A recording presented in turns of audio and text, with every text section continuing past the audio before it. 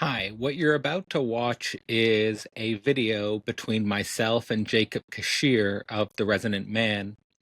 Jacob and I are going to be discussing not only our collaboration with the Resonant Man at a retreat that was hosted in the UK this past week, but also, and more importantly, we are going to be building up our thoughts about men's work, sexuality, and spirituality for the context of the portal this month. This month, July 2025, the portal will be hosting both Jacob Kishere and Matthew Green for a month dedicated to the Resonant Man. We will be exploring not only men's work, but also music, hip hop, collective healing, spirituality work, as well as the necessity of men's and women's work. And this month in the portal will be part of a Summer at the Portal 2025 work, which will also include a month with Dylan Shaw on the philosophy of theology in August, as well as the introduction of a new sharing circle at the portal led by Rebecca Prentice, titled Sex and Society. There are links in the description if you want to get involved this summer at the portal, and I hope you do. And I hope you also enjoy the conversation between Jacob and I. Welcome to another philosophical conversation. I'm here with Jacob Kishere. Jacob is the founder and creator of Sense Space, a YouTube project, as well as The Resonant Man, which is a men's work project with Matthew Green.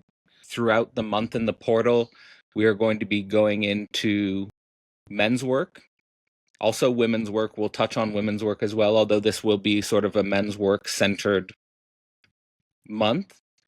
We will also be exploring collective healing, sexuality, masculinity today, and even some hip hop, which will be brought in through the work of the culture pilgrim Jacob here. And I'm really excited for this month. And the reason why I'm excited for this month is because men's work has actually been an important part of my path coming into philosophy. It's something that I haven't been directly connected to since about 2021. But in between 2016 and 2021, it was there all along the way while I was moving from a philosophical career in academia to a philosophical career that's more centered online and what I'm increasingly calling something that's a part of a para-academic network. So I'm excited to reconnect with that energy, and the reason why I'm excited to reconnect with that energy is because of the contact with the Resonant Man and Jacob and Matthew's project, which I'm learning about more and more. We actually did a retreat this past weekend near London, which we'll talk about a bit today. And just interested here to kick it with Jacob, get to know a little bit more about the Resonant Man, the background behind the project, as well as what we hope to explore together in the portal this July. So links in the description to all of that, and excited to dive into that throughout this podcast. Jacob, welcome. Maybe let's start with just getting a background on yourself. Of course, you've been on the channel before for a singularities discussion, but maybe this time more from the perspective of the Resonant Man project. Where did this come from? What is it? And yeah, give us the basic overview. Great to be here, Cadell. Yeah, I've been thinking about this a lot recently, especially as we've dialogued around it. Like, what is the context of this project, The Resonant Man, that we've been developing over the last year? It's a project that's very dear to my heart and soul. It's a highly creative project. Its core element is an online circle, a container, an international group through which we've been undergoing a process of doing the work week by week, month by month. One of the features of that is also that it's an educational initiative. So we're designing a curriculum for what we believe can support the development of the men in the space. So there's a deep philosophy behind it, and in many ways, we come from a deep reflection and attempt to formulate an address of the condition of meta-crisis that we find ourselves in. So there is a breakdown of institutions across the board. Um, I guess at core, we could speak about a failure of family, a failure of culture of initiation, and we're living in a culture which is very much the product of that. And so men are insufficiently initiated into manhood, they're insufficiently supported in their arrival into it, and then that has huge consequences for their relationships and the integrity of their relationships, and the degree to which they actually enter into a process of continual self-overcoming, which I think is one of the core elements of masculinity. Then we have the failure of religion, the breakdown of religion. In many ways, I see men's work as one of the most viable containers right now to triage, address, alleviate, compost, and cultivate a fertile space for a pluralistic, sincere, deep inquiry into how we find not just a spiritual response, but how do we live our lives in deep accordance with spirit. And that, gets more into the religious. I think of that more as the religious than the spiritual, like the religious, like how we're governing our lives, how we're living in practice, and how we have community around that. And then we have the failure of education, the complete inadequacy of primary, secondary, and university education to actually attempt to deal with fundamental questions of human relationship, what it means to be a person, who we are, and more broadly, what are the capacities needed to operate in this extremely novel historical moment, this very liminal moment. It's a different kind of education, and I have been involved in the discourse around that. I was involved in the Harvard conference, Human Transformation in a Time of Meta-Crisis, and had many dialogues around that. And I've really tried to bring that into the Resonant Man as well. So that's kind of a good starting point. One way of thinking about it is you have all of these spheres of society that have broken down. And then you have the Resonant Man almost at the Venn diagram of that, like offering a space that's attempting to weave together key elements of this. I think a couple of key properties that defines the space is sacredness, an orientation towards the sacred, and a sense that the medicine, the healing value of the field that we're generating comes from the sacred ultimately. And then the other principle would be evolutionary. So we see ourselves as sacredly evolving men. We're participating in a process of our own evolution, and the very DNA of the space, as Matthew and I have co-created it, really we would in many ways say we downloaded it, is an evolutionary one. So we're constantly sensing into like, what's the evolutionary edge of this container? Where does it need to go next? And that's a process that involves a deep participation in emergence. It's a highly emergent process as well. So that would be an overview, and we're hoping to create a space that supports men, supports their healing, supports them coming into deep resonance with their relationships in their life, in their creative lives, in their relationship to their own souls, in relationship to other men. And I think that's a recipe for a profound harmony. It's a recipe for a meaningful life, for a more wholesome, healthy existence. So that would be my opening. Great. I think that this question of why men's work comes to me, and actually a little bit of a story. When I was coming back from the retreat this past weekend, my flight was delayed several hours, and unfortunately, the delay led me to a situation when I was landing back in Lyon. The train that takes me from the airport to my home stops running at midnight, so the plane actually landed around 1 a.m., so it stopped functioning. So I ended up, meeting this guy in the airport who was also in the same situation, and we took an Uber back to Lyon.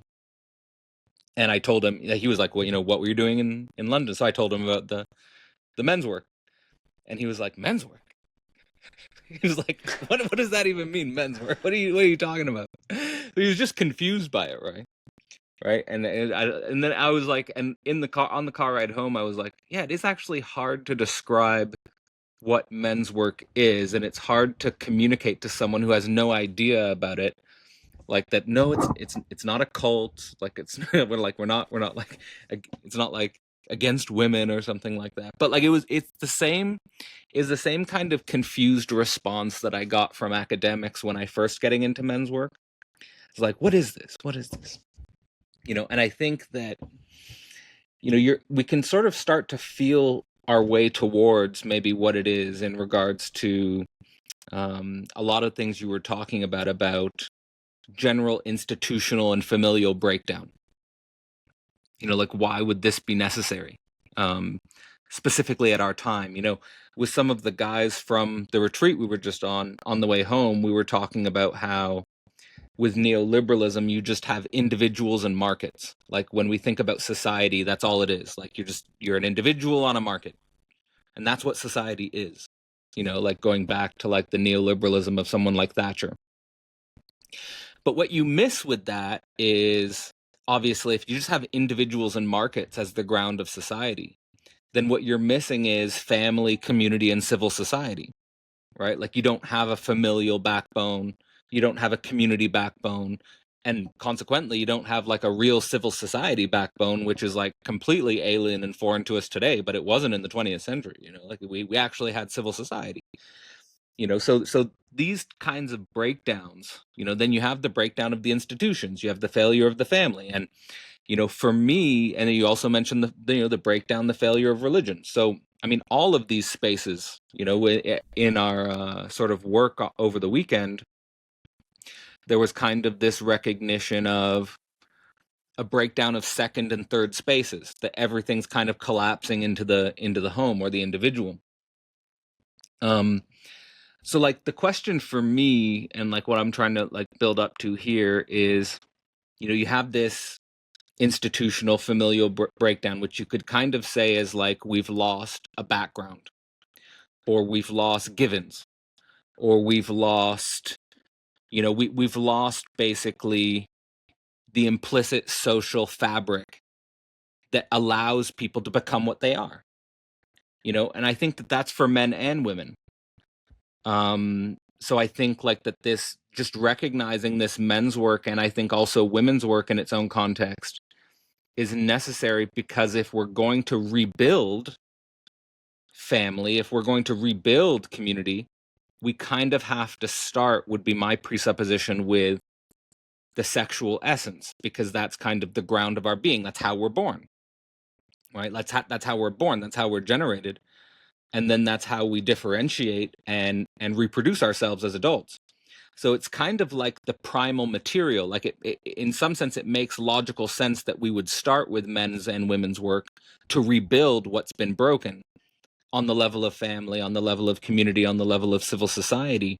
And then my question for you is about like the approach of the resonant man specifically, because it seems to me like, and my experience of the resonant man is that it's not kind of rushing towards giving us a kind of complete new background, like here's how you do it.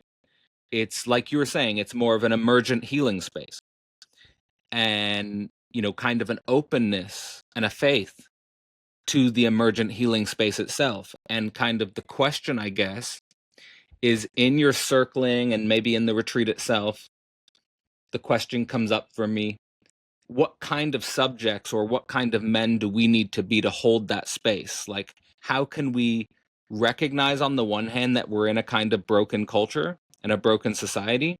And at the same time, how do we deal with that emotional and creative labor that is required of us to rebuild these spaces in a patient, kind of faithful um, direction.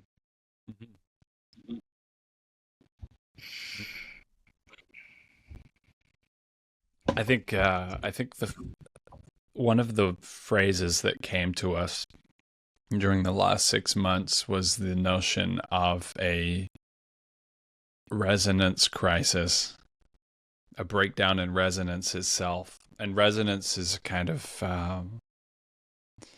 it speaks to a very fundamental aspect of reality. And so, in that sense, it's vague, but it's also something that's flowing through a multiplicity of dimensions of our lives. Like you can imagine the body itself being out of resonance, producing sickness. And then you can think of like a collective body of a family, like being out of resonance. And then the body of society. The psychological trip that we are on collectively is clearly out of resonance. If it's producing widespread anxiety, fear, despondency, lack of hope, there's a need for some other vibrational quality to start to actually sort of govern, or at the very least kind of create a counteractive field of energy in society. And in a way, that's culture. Like culture kind of creates that. Culture has its own frequency, and different cultures have different frequencies, and we need a culture that actually enables us to have the vision of the possibility of anything different.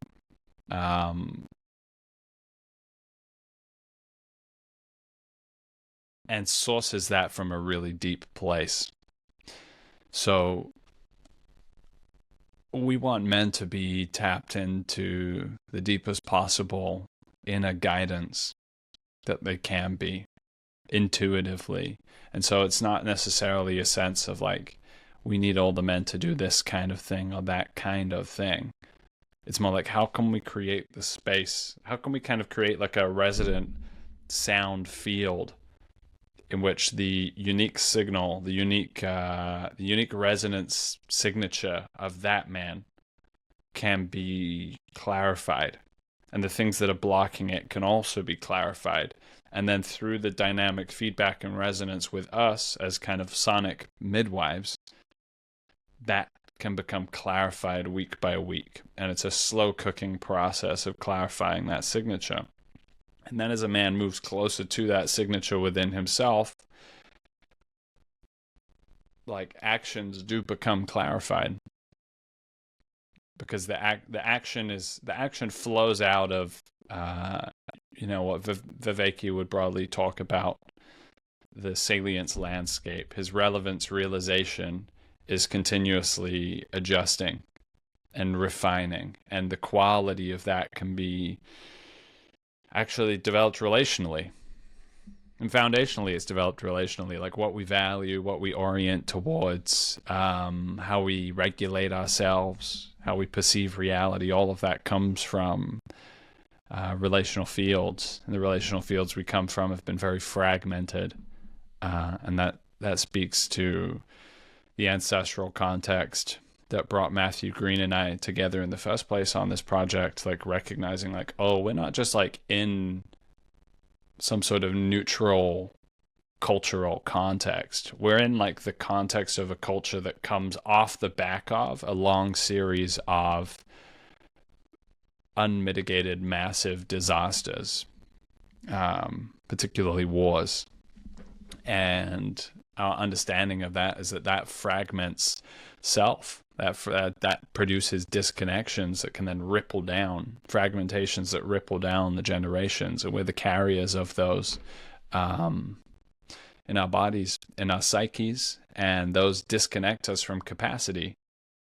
So there's a sense for us that there's a direct relationship between the work of healing and our like energetic capacity to hold more, to lead more, to perceive, in that sense, have a greater quality of vision.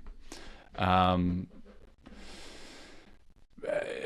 this includes a deep honoring of the tradition, like what we call the traditional masculine, which is having a massive resurgence, I would say, in the last 5 or 10 years, in forms that are concerning some people as well, for various reasons. Like the Resonant Man definitely recognizes cultivating a strong body is very relevant to masculinity, because the way you do that is a process of self-overcoming, but it's a positive self-overcoming, because you do something that is difficult and you overcome, and through it you cultivate capacity, and then you become more capable. And actually that's recognized in reality. I don't think women value a man who's physically strong simply because of the aesthetic of it. It's also because there's an underlying reality that in order to become a physically strong man, you have to have a kind of strength of will. Responsibility, orientation towards family, service, healthy competition, things like this definitely need to be integrated within it. But then there's this broader context of a turn towards the sacred, a turn towards evolution. And please redirect me if I'm leading too far away from your question. I'm more or less freestyling No, that's on great. this. It's reminding me of some themes that came up in the original Sex, Masculinity, and God conversations and book. Specifically, there's some chapters in the book that were dealing with the connections between the sacred and evolution, because or God and religion and evolution and material reality, because usually those things are seen in contradiction with each other. Or in the 20th century, they certainly produce certain cultural conflicts, like between, the religious worldview and the evolutionary worldview, but in the Resonant Man, and those can be reproduced as well in certain traditional viewpoints. And, you were calling into that, but, emphasizing here that the Resonant Man is trying to think both together and not actually seeing them as in conflict, namely the evolution and the sacred, that the evolution and the sacred are deeply interconnected. You also mentioned, I think this is important, the sound field, which is a nice concept, right? When you think about it, a sound field.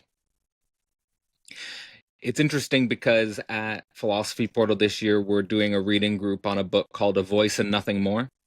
So it's just emphasizing the voice and connecting like the nature of the voice to the production of a sound field. We could play with that.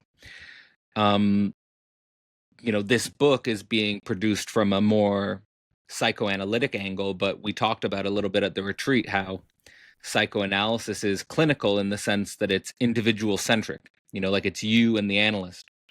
So it's about your voice, and it's in some sense about producing a sound field between you and the analyst. But it's kind of like, I feel like in the history of our society becoming reduced to this individuals and markets model where we lose family and community, almost like the work that's being called forth in the Resonant Man and in some other men's work that I've been associated with is more cultivating again a sound field and a capacity for self-overcoming that again points towards the family and the community. And how is that different than psychoanalytic practice, right? Because in psychoanalytic practice, it is also about transparency in a sense. Like it's about free association. It's about not censoring yourself, right? And the idea was that we needed the analytic clinic because people would censor themselves in relationship to family and community. Like in order to participate in the family, in order to participate in the community, I couldn't just say anything that came to my mind, right? Like in order to keep appearances.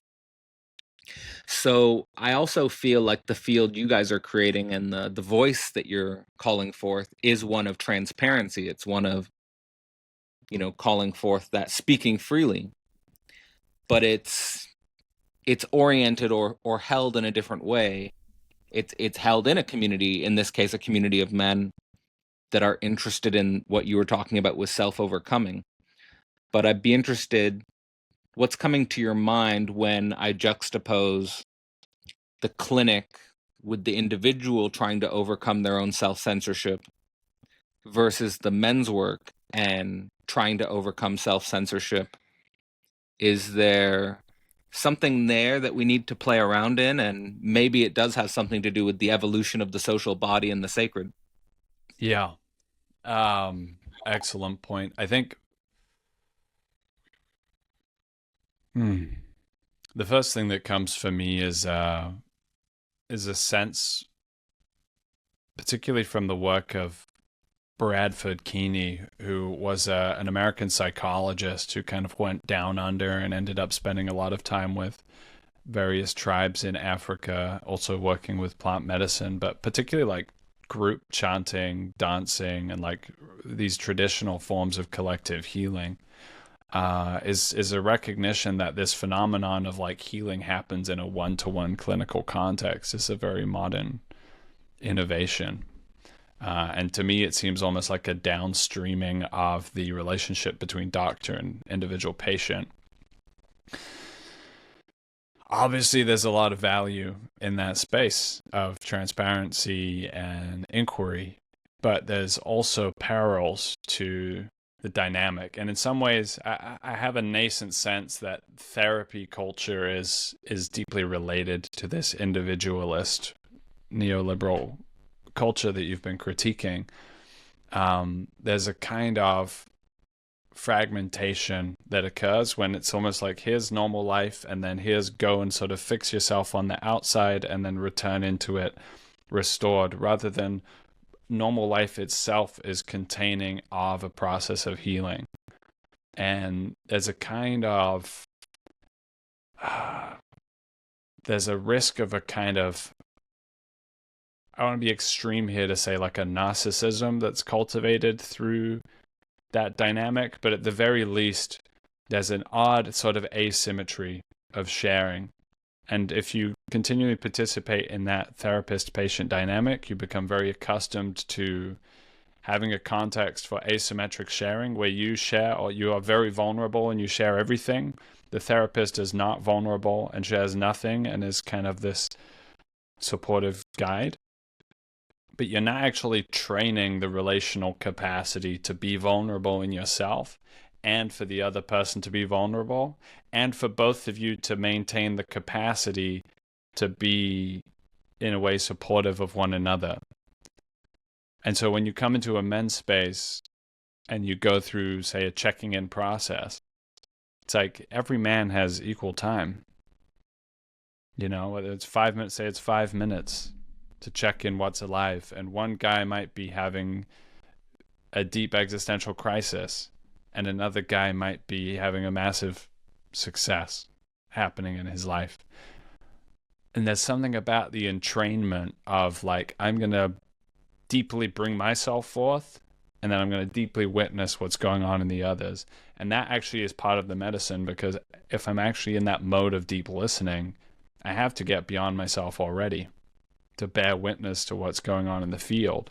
And it's the field that's emerging through everybody arriving in the space, that collective consciousness, which we believe is where the medicine is most potent and where it lies.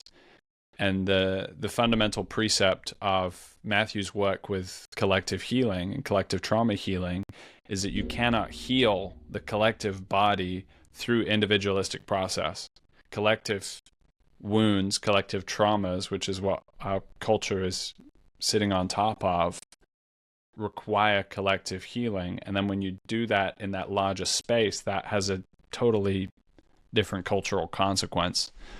And there are things that can happen in that space that can't happen individually. And I think Jung even taps into this when he sort of has that recognition that the unconscious of the therapist is just as present as the unconscious of the patient. But this kind of therapeutic model almost operates under the delusion that everything that's going on for the therapist is not relevant, and they're just kind of playing this inquiry and keeping everything guarded. But they could have something going on within themselves that actually would be dynamically very relevant to the alchemy of the process of the dialogue.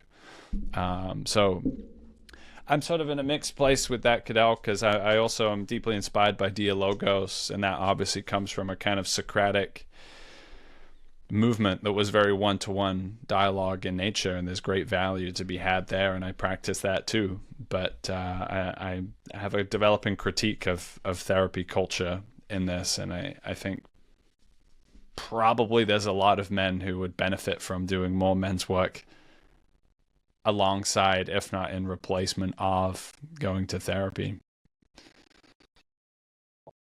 It came up on the weekend about, and I actually noticed in the moment I felt like this was clicking for you in an interesting way, where you know there is a tendency in the culture in the last 10 years where we feel like we need to almost scapegoat postmodernism as a problem.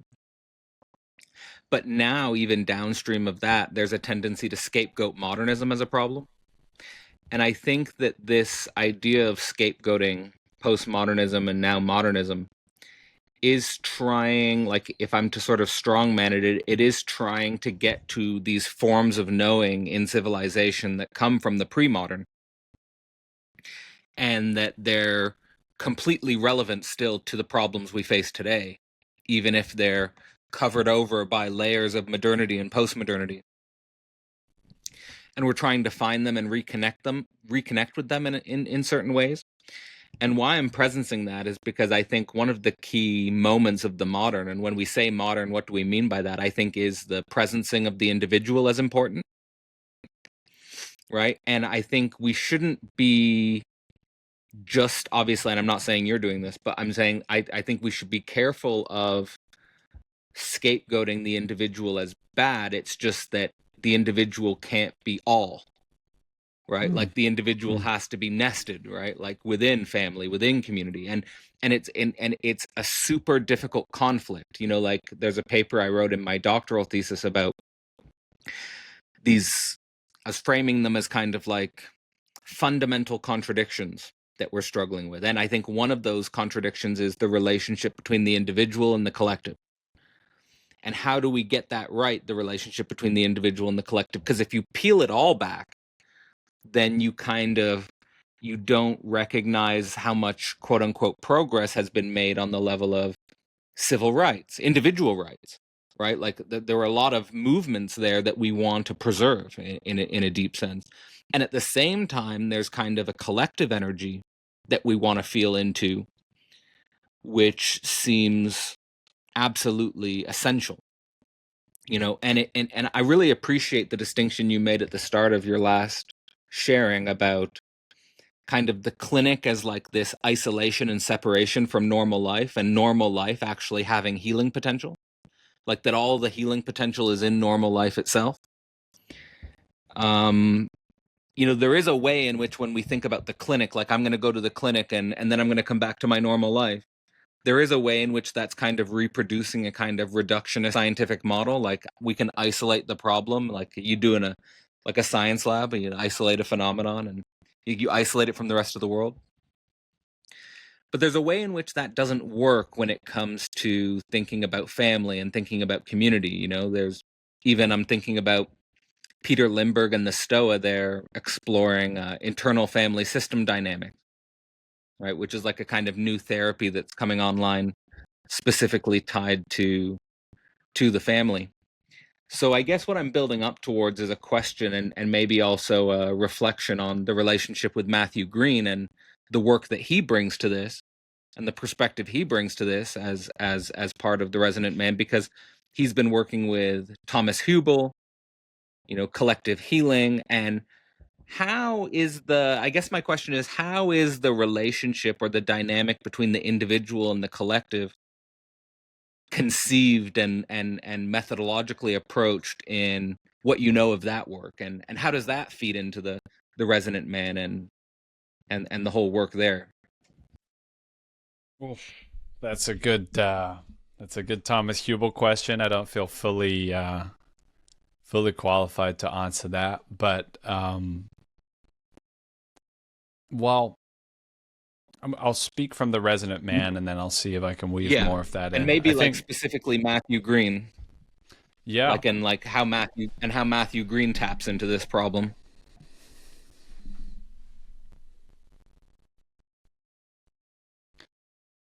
well, I don't want to speak for Matthew, but sometimes I do. And let's say one of the key voices that has been in the kind of philosophical background of the initiative has been Teilhard de Chardin. And Teilhard de Chardin addresses the key conflict that you identified earlier of the fissure between religion and evolution, or the sacred and evolution. He very, very elegantly articulates a reuniting of those two principles. And the key piece from Teilhard de Chardin for us is also that he articulates both this evolutionary telos that is drawing us together. Actually, it's drawing us into a kind of relational fabric that is characterized by a sacred call.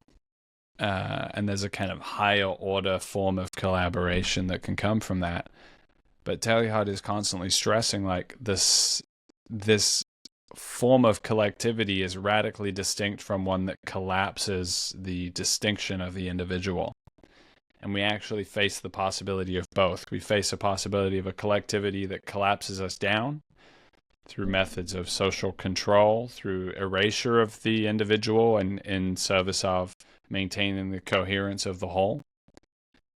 And then there's a kind of like flowering of the individual, in which the individual then, like, there's like the false collectivity, and then there's the journey into the individual, and then there's the flowering of that individual back out into a place where this higher order form of coherence can occur, which is to say a deep connection with love and a clarification of desire, a clarification of one's sacred call, and then a drawing together of others who are in resonance with that. And the Thomas Hubel field as a whole is one that deeply appreciates, like, almost like resonance as the countervailing force to fragmentation and frozenness would also be a very relevant metaphor here, like that different parts of ourselves and society are both fragmented but also frozen. There's blockage in the flow of energy. And what Matthew and others in that space are doing when they're sitting in these circles over sustained periods of time, they're developing unique capacities to participate in that space, is gradually like melting these layers of frozenness and these fragments within ourselves that come forward, which connects with the family systems, also coming up and being integrated in that field. That is intimately related to this evolutionary capacity for increased resonance. And there's definitely, Matthew occupies a brilliant, brilliant position to my mind, because he, is someone who has exemplified what it means to be respectable and successful in the world as it is. He's an Oxford graduate. He went to Reuters journalism school. He became an international correspondent. He spent 14 years as a correspondent. He's written books about Joseph Kony and soldiers returning from war, which was launched in Parliament, and all of these things. He's been in that space, in that milieu. But he also has recognized that there's deeper esoteric realities, there's hidden sacred realities that have called him actually out of that. And often that call to the sacred corresponds with an exit from systems that are keeping you in a form of fragmentation of identity. And he's written a lot about that, and he did the Toxic Workplace Survival Guide, which was all about like, how do we transition out of this kind of parasitic relation with capital and with systems into something that actually is supportive of us being in wholeness and deeper resonance. And that whole journey is marked by obviously the great struggle that is taken upon us to embark upon that in the like in this kind of like unmarked financial economic landscape that we're forging, but also like the joy and the revelation of like seeing that emerge.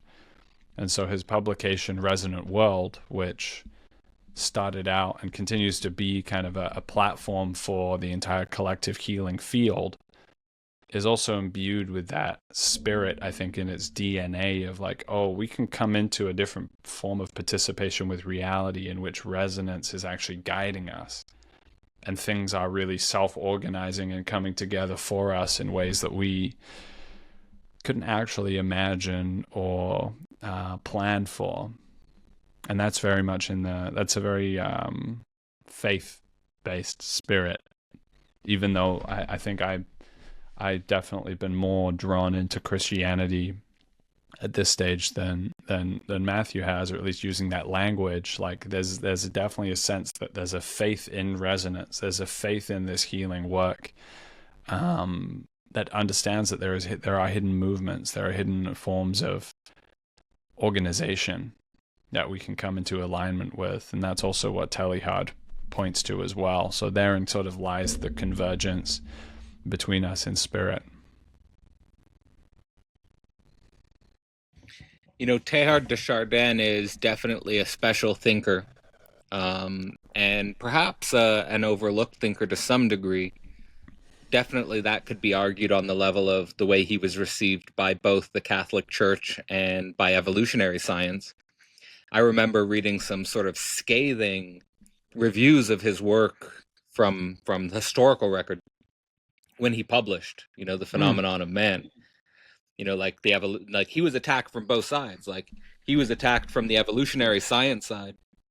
People saying he's a charlatan and he's just abusing Darwin's legacy and like start extrapolating all this spiritual mumbo jumbo from like the hard science. And then but also he was critiqued from the Catholic side, and he was critiqued from the Christian side, saying like this is heresy, and you're, I guess, what is it, immanentizing the eschaton or something.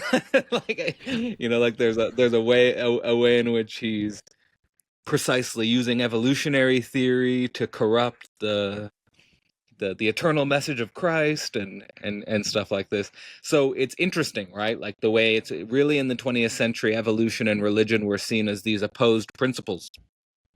And Teilhard de Chardin is a thinker who at least gives us a guide into how these might be brought together in a deeper resonance, with each other, and that it has really insane speculative power to do that. Like the types of things he's thinking about when you go into like the deeper chapters of the phenomenon of man, on like I was always interested in is, what is the omega point like? What is the omega point like? What will that be experientially? How will I experience something like omega point? Yeah. Like and like it's like this incredible density of reflection and consciousness and community and sociality. Like it's like this intensity and density is what that's just this tremendous force. Yeah. you know Well, he's a yeah, did you mystic, want to and say something to that? he's holding like contained within those texts, within phenomenon of man and future of man and other texts, is this deep mystical seed that is just like beyond comprehension.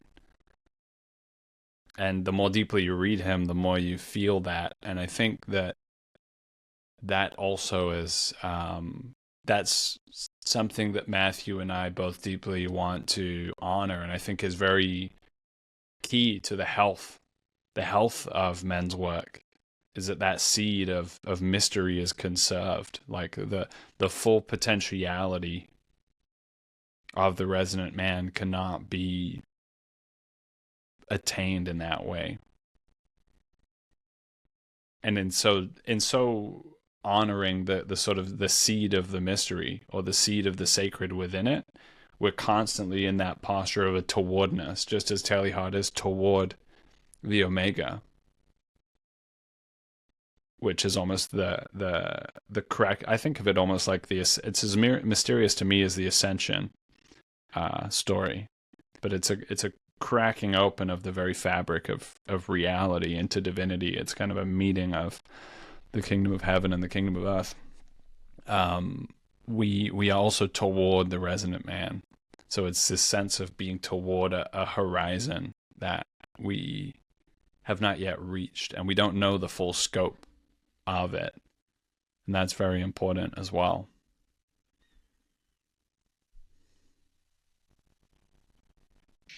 Yeah, I think that it's really interesting to think about the ways in which this intersects with our historical identities, and also how, I guess, how challenging it is to think this, because throughout all of Christian history, you'd have people calling for the end times. Like throughout all of Christian history, you'd have people saying the end times are near, the end times are near. And it Mm. seems like, while obviously in terms of like actual concreteness, all of those people were wrong, since we're still here and history is still unfolding, there's nevertheless like a structure to that intuition about end times, or some point or some moment that we are all, that our destinies are all interwoven into, which has some potential structural real to it. And I think it comes up again and again in various modernist teloses. Whether it's a telos towards communism, or whether it's a telos towards the singularity, or whether it's a telos towards some other higher order attractor.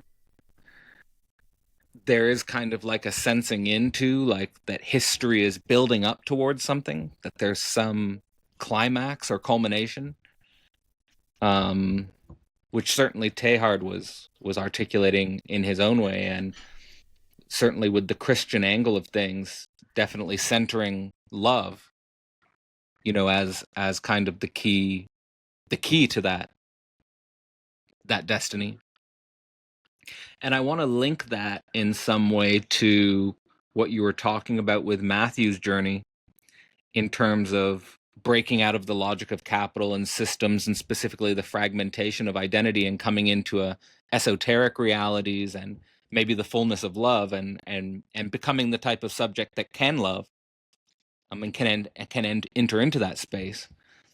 Um, in all of those contexts, how are you feeling right now, or what are you feeling into now after the actual Resonant Man retreat that we were just sort of co-participants in, and the esoteric realities that we kind of explored or played with in our Mm. actual physical context? Yeah, well, first and foremost, it was dope to have you there.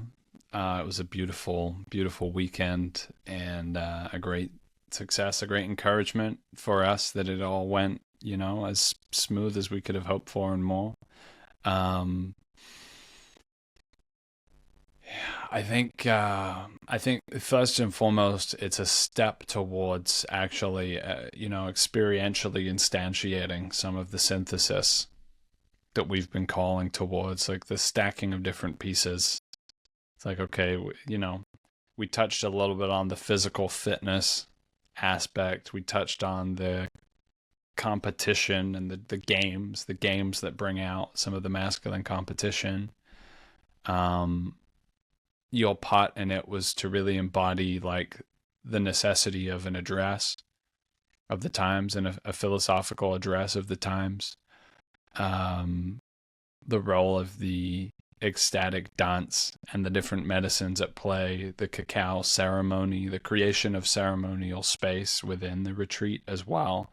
Like all of this kind of nesting of different features, um, is how we like how we intuitively understand what are the conditions required to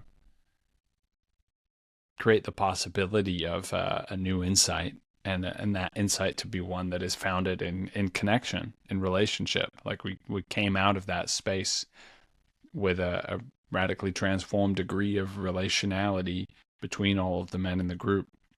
And it's remarkable, like, if we did that in 2 days, what could we do in 4 days? What could we do with consistency and repetition is a great question. I think for me, there was almost a sense of like, uh, I mean, I abuse this word, I use it too often, but a kind of phase shift in the nature of the resonant man definitely occurred, because it feels as if we almost went from a single cell to a multi-cell organism through that, like that shift from just doing the online container and nurturing that since November, or really since last April, and then to actually land it on Earth, land it in land, land it by the fire. Like, it feels like those are now two things that we're concerned with doing and that we want to do more of. So yeah, definitely an evolution in the project as a whole.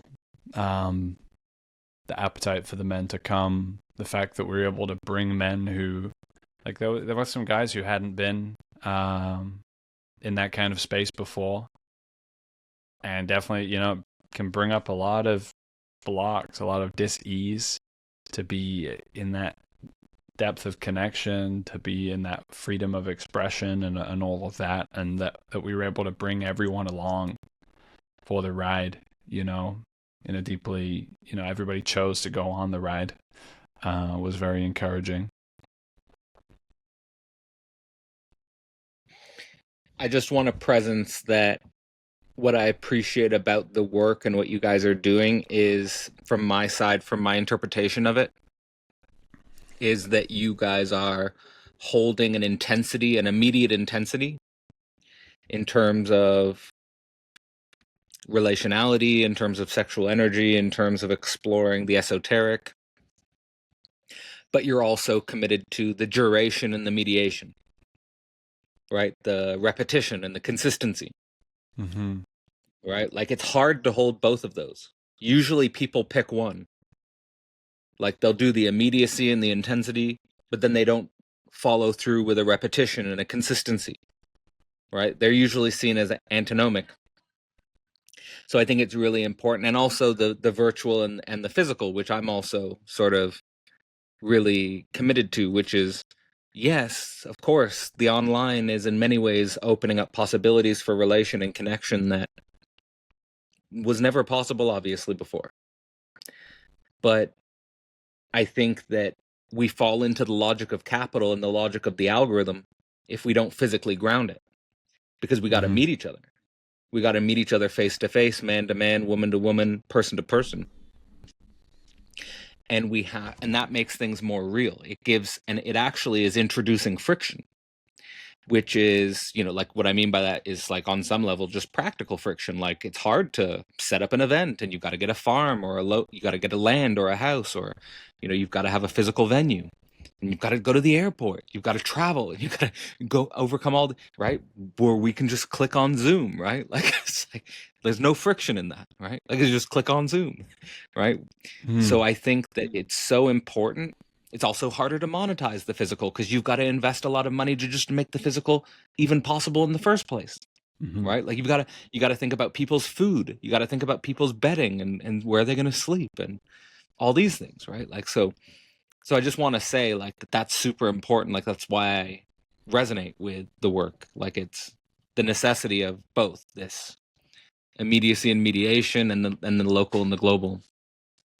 So, pointing towards our collaboration in the portal, we're going to be exploring the month with the Resonant Man.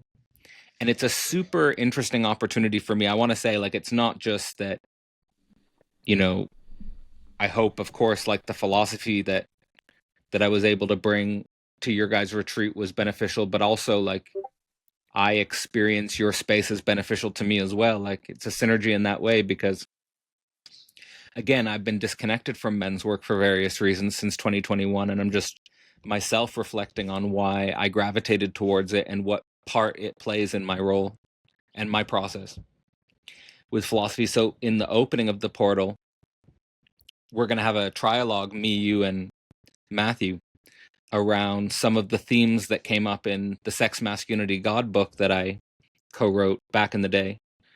And so that's a huge gift for me to be able to revisit that and sort of think with you guys about what maybe I was trying to do there, and how it connects, or if it points in a similar direction or not to what the Resonant Man's becoming.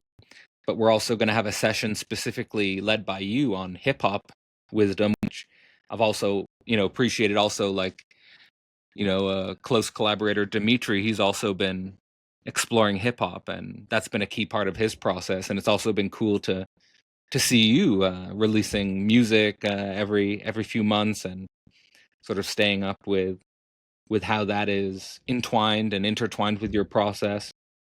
Then we're going to have a session with Matthew Green specifically. We'll hear about the collective healing and the Thomas Hubel's work, from him directly.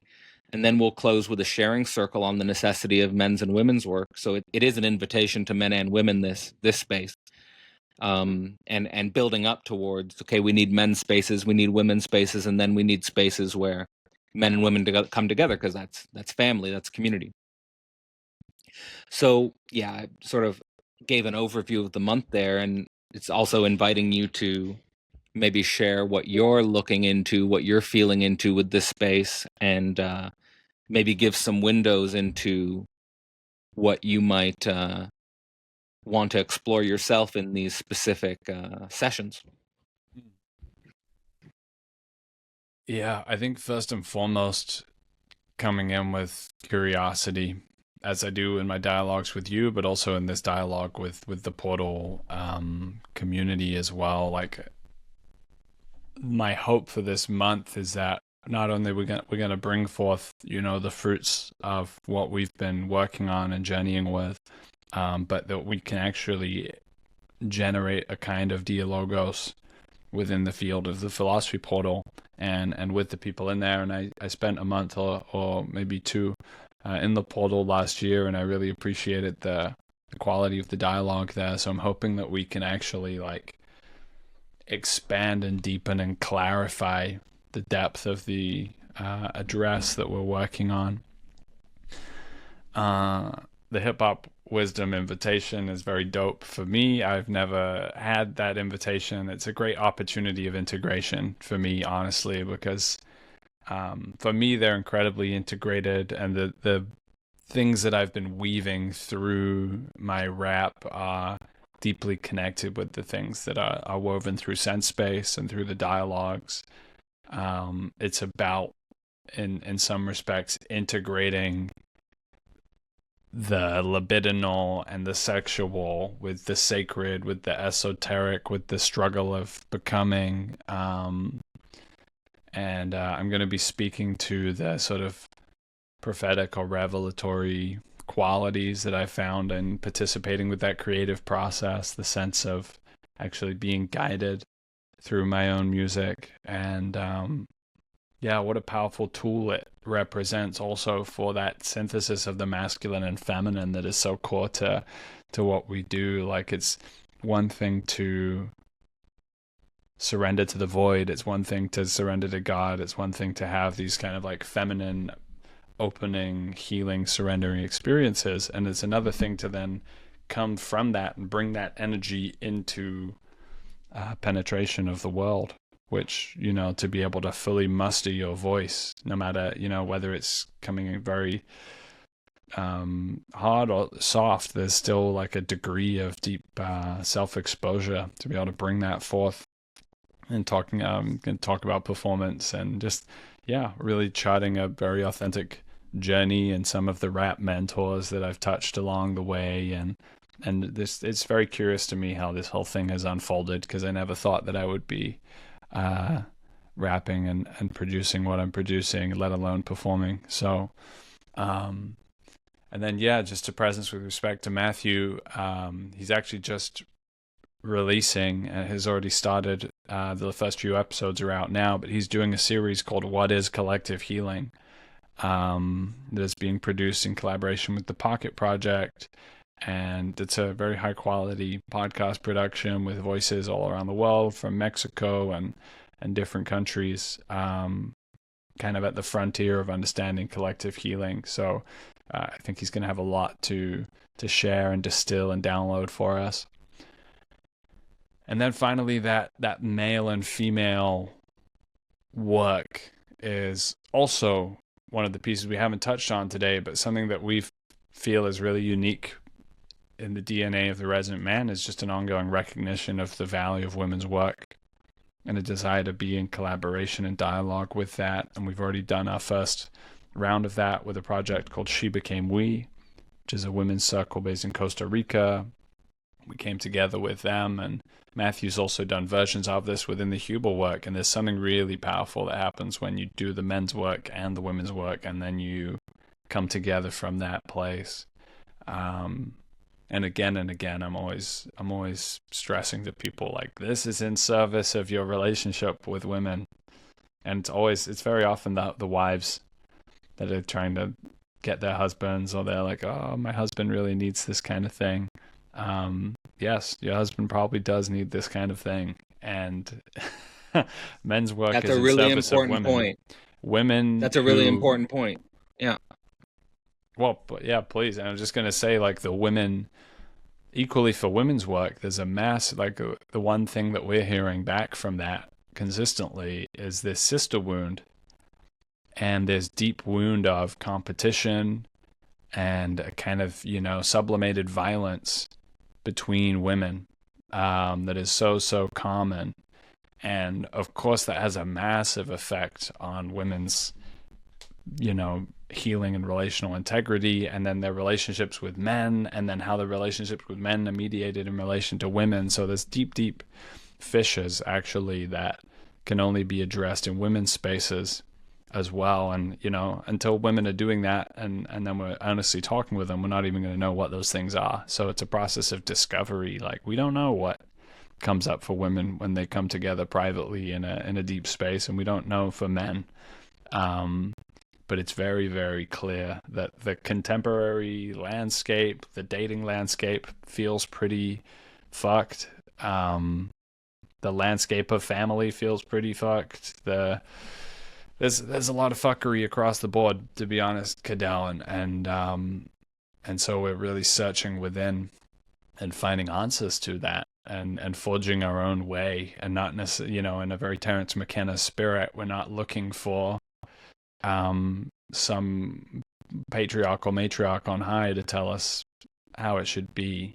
We're trying to cultivate that locally within ourselves, and then to eventually pulse out a higher fidelity signal about what masculinity can be right now, because it's just an absolute poverty. The landscape is barren. It's really barren, and there's a lot of very loud voices filling up that barren landscape as well. I almost don't want to presence this, but I'm going to anyway. There's because you said there's so many loud voices filling up the barren landscape. And the podcast that went viral last week was this podcast between Andrew Tate and Bonnie Blue. Mm-hmm. I'm not sure if you've tuned into it, but it's got like tons of views, but it's just like this absolute perverse cynicism. And they're actually completely aligned in the perverse cynicism, but it's just these loud voices in a barren landscape, and they're absolutely cynical. Like, absolutely cynical about what it means to be a man and what it means to be a woman and what's possible between humans, and the reality of capital. And like, they're just complete cynics. Like, they have no guiding thought that something higher can come out of the insanity of the meta crisis. So it's, I think that's why I do what I do, and I sense in that's why you do what you do. And it might not get that attention, but it's step by step, being committed to a world that we know is possible, and almost a complete rejection of the perversity and the cynicism, which is only making the void more barren and more of a nightmare. Yeah. Yeah, I think this is another really interesting intersection that we might get to touch on this month is like the relationship between the quality of discourse going on there. And I don't really like the term at all. I think it's a unhelpful construction, but what's broadly being pejoratively named manosphere. Like the quality of that conversation that's happening around what the landscape of dating is, what it means to find a partner, um, and the relationship between that and the logic of capital is really, really, really interesting because that whole conversation is completely denuded of the sacred. Like it seems to be completely devoid of a recognition that we're living in a sacred reality at all, or like any of these kind of esoteric dynamics that Matthew and I are speaking to. Well, So, it's completely my interpretation that both Tate and Bonnie Blue in that conversation are servants of the logic of capital. They're basically saying, if you're like, basically Tate's saying, become a powerful man, make a lot of money, and sleep with a lot of women. And Bonnie, and also that having a lot of money and having a lot of power gives you a right to just fuck like as many women and as much as you like. Like that's why you're doing it. You just make money, fuck bitches. That's basically mm-hmm, the message. mm-hmm, And then Bonnie Blue's just like, yeah, I'm just women's only value is their sex, and they should just completely expose it to the online logic of capital and just make as much money as they can on OnlyFans and monetize their sexuality as quickly as possible. Otherwise, you're just going to be with some middle class Joe Blow just in a shitty marriage, and you'll have a bunch of kids and you'll be sexually unsatisfied and might as well just go on OnlyFans and just fuck a lot of men. Like it really is like I've just summarized their conversation. Like it really is that. Like that's really their position. Not like mm. even a little bit creating a straw man out of it. Like that's what you'll hear, and it's so crazy. Yeah, it's a very post religious standpoint. And I think it also, yeah, like the lack of a Although coherent. Tate justifies his behavior with Islam, so I mean it comes up like it's really weird, really weird. Mm, yeah. I think it's good that we presence this because it is like we're online and like we are like, and I think your work probably will be, oh, is it manosphere content, is it red pill content, and it has all these associations and connotations. Well, that's where we are And right now, just to say, because yeah. I did a deep dive researching on this because it kept coming up. And basically, what you have is you have kind of a cynically concerned progressive sphere, which is looking over at this other sphere that it's kind of perceiving but also constructing. And in that sphere, you have the red pill, the incel, the Andrew Tate, and they often will throw in a Jordan Peterson and sometimes even a Joe Rogan. But it's very much just like, here's the extremism problem, and then here's us over here. And there isn't really much of a wealth of understanding in between. It's very hard to find like just like, oh, like cultivating virtue is a valuable thing. Like between those two bubbles, that's not really there. And so like where I see Resonant Man being and other initiatives that I may not know about that operating on a similar frequency is off the map. Like the manosphere or the incel sphere or whatever, like alpha masculinity which, by the way, I think, it wouldn't resonate so hard if it didn't have some signal. So we have to listen to it and try and parse out, like, where is the signal, where is the noise here, and get subtle about that.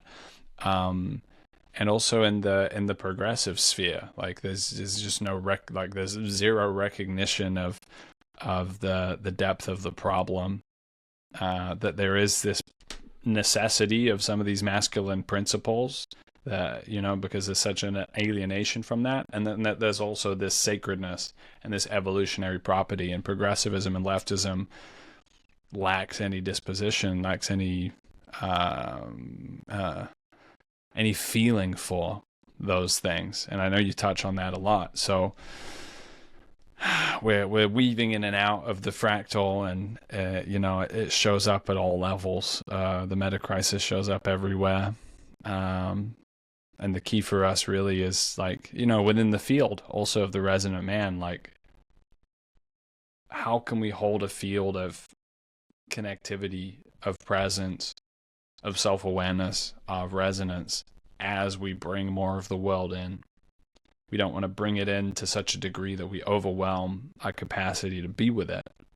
But we also want to titrate and like, okay, we're going to bring this in now. Like, let's bring in the manosphere, and let's really sense into this together and see what's coming up around it, and then have like a real inquiry and discovery of what that means.